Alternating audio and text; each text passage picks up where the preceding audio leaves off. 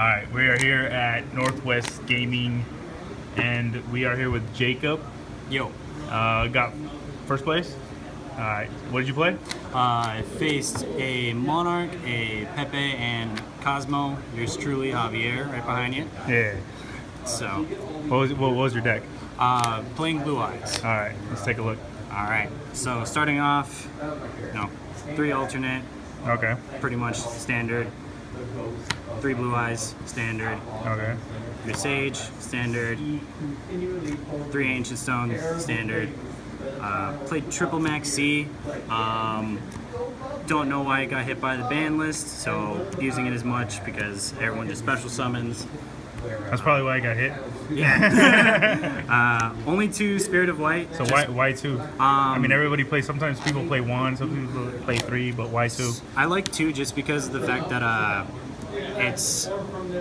it keeps me from being able to, run out if I only run 1. Yeah. And I can keep banishing opponents' cards like Monarchs or Pepe. Like within 1 turn, I banished the Pepe player's Monkey Board and Ade's Unicorn, and so it's pretty nuts. And then just overlaid, made Heraldic Dragon, cleared the field, and went for game. Okay.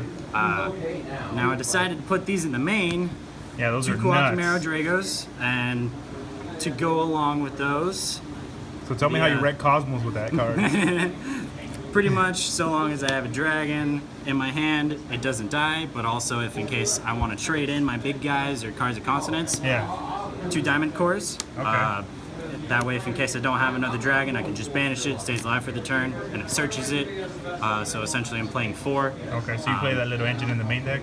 Yeah, right in the main deck, because everyone's summoning Light and Darks for now. Yeah. 2 White Stone Legends. There's times where I only want 1. There's times where 2 is amazing, but you gotta play at least 1. Fair enough. 1 Master, just Okay. because he can open up turn 2 OTKs if you play with him right. All you have to do is just have a Blue Eyes in the graveyard, 1 Resurrection spell, and just 1 level 8 on the field. Synchro with them. Bring that out, use the Resurrection card, bring out the other guy. Master summons 1 from the graveyard, Yeah. shuffles it back in, and just keeps your plays going. Nice. Okay. 1 DD Crow in the main. Okay, so tell me about this DD Crow in the main. DD Crow in the main does wonders, except I didn't get to use it once today, so Never drew it. it's not that I didn't draw it, it's never had the opportune time to be able to use it. It's really good versus Cosmo because they use Call and target Dark Destroyer. And they can be targeted in the Crow grave. advantage. Yeah, that's pretty good. Any Blue Eyes cards. Monarchs. And it also helps versus Monarchs, yeah. I used it once last week as well versus a Pepe player. He tried to target a person in the graveyard with Dino Stir. I DD Crow'd it away and it kept me alive for the turn, and I killed him next turn. Nice. So, 1 DD Crow. 3 Melody, gotta search for, vanilla Eyes. alternate, easy. Yeah, that's pretty good. 3 Return of the Dragon Lords, pretty much staple with this deck. You have so much Send to the Grave power, and so it also keeps other dragons alive. Yeah. Just today, during the Monarch matchup, I summoned Moonlight. While he tried to Stormforth, I bounced his Dante. He was playing BA Monarchs. Bounced his Dante, and he couldn't summon anything. And so he thought he died at the end phase, but I just banished this and then made Crystal Wing next turn and pretty much locked him. Only 2 cards of consonants, just because you don't have as many dragon type tuners as Yeah. you do level 8s, so you only really need 2. That's good.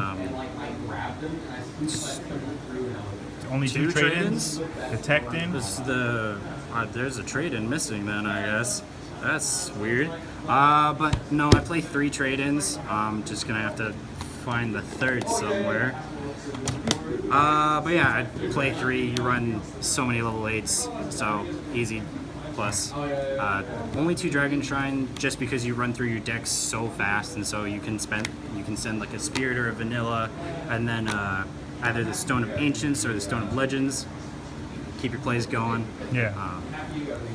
Then 2 Twin Twisters. I'd always side this out versus the mirror just because they almost never have back row except for vanities. And if I feel like they're gonna play the vanities, then sometimes you win some, you lose some. One soul charge just helps win games. 2 quicking mirror force just because sometimes the only play you have is summon Sage Pass. Yeah. And so some people will overcommit without thinking of the set 1 back row, thinking it's a Silver's Cry. Yeah. So just do that. Helps. That's win. like totally unexpected. And then the 2 Solemns. 1 and 1. Yeah. Nice. And then for the extra deck, played 1 Hope Harbinger. So besides Spirit, which one did you make the most? The most? You know, I actually didn't go into my extra deck too often. But if I had to say the one that I made the most, it was either Dark Matter. Yeah. Or number 38. Just absorb spells because it's a spell meta nowadays, and then Dark Matter with the rank up combo. Okay. Helps fuel your graveyard. Your opponent banishes 3 monsters. You know, standard. Full Armor Photon is free pop in between, so it's pretty nice. So there's that. 1 Heretic Sun Dragon pretty much helps tribute dead monsters in your hand, sends them to the grave. Whether it's stones in your hands without cards of consonants or it's big guys, just helps clear the field, pushes for game, and it's non-targeting. 1 Giant Grinder, mostly for the mirror or for And the XYZ. any XCs or random rogues, just summon it out, pop their guy, pop another dude. Yeah, pretty maybe get self-explanatory. damaged. Yeah. One I'll say, this card is Book of Moon? personally amazing. Actually, no, it's a built-in Phoenix Windblast. Oh, okay. Yeah. So you another cool combo. So for those that don't know his effect, you can activate it, declare a card name, excavate the top card. If it's the card you called, then you add it to your hand. If it's not, it just goes to the graveyard. And his effect is whenever a card is sent from the deck to the graveyard, you can detach 1 material and target 1 card your opponent controls, place it on the top or bottom of the deck. And so you can Dragon Shrine and then trigger his effect. Yeah. And so it's pretty sick, but you can only use it once per turn. Then for the synchros, obviously 2 spirits, then The engine. 2 Azures, you know, pretty much standard. If you're going into 3, you're probably gonna lose from no resources.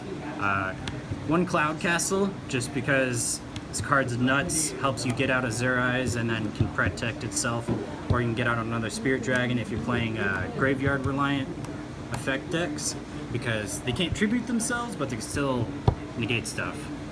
Still could be used. Okay. Then the 2 level 7s to be able to make Crystal Wing. I chose Black Rose, Moonlight, and Michael because Black Rose can bounce 1 level 5 or higher monster that does target, so it's not as great versus Cosmos. Yeah. But it can help versus like if Cosmos are making it trying to go to infinity. Yeah. Tribute, bounce the Nova back in before they finish it, and then the Slip Riders go to grave. Okay. Michael, I chose because if there's any like other problem cards, like for instance, say they flip vanities after I make it, which you know never happens really, but if they have like another kind of back row that I don't want or want to bait it out, I can just use this. Yeah, it just or gets rid of problem cards. Yeah. Yeah, okay. So what do you got for your side? And then side deck, I have 2 Chain Disappearance. This was mostly for like BA Gate Guardian? Gate Guardian token. Gate Guardian? One of, just, you know. But pretty much this was for like BA, any low-level monsters. I also use this if I'm facing a Cosmo deck that's mostly reliant about Tin Can. I know a lot of them kind of are to get themselves going, but because they summon the Tin Can, and Yeah. if it's before end phase, you can do this and it banish all of them. Word. The 1 Dragulon, Put this in my side just because right now not a lot of people are playing Blue Eyes, but now it's going to be probably an extra deck main card. Yeah, for sure. So it's that. 2 cycle readers, just because ton of light monsters, Blue Eyes, ABC's coming out, and all that fun jazz. Your boy. The 2 sack monsters, one Gang Seal, one Lava Golem. The reason for Lava Golem is because if your opponent has too big of a board, like they have the number 38, and like the if it's like Odd Eyes and they have the Vortex Dragon, Tribute 2, summon the Lava Golem, summon alternate and just pop it. Yeah. So free, and then they're also trade-in targets because they're both level 8. So there's that. It's pretty good. Yeah, I think everybody's gonna start coming around to Lava Golem. The 1 effect Veiler, if in case I'm facing Monarchs or something that relies off normal summons. 3rd card of Consonants, if I ended up seeing, too many eggs. 2 Chaos Hunters. Actually won against a game with yours truly behind the camera there with this.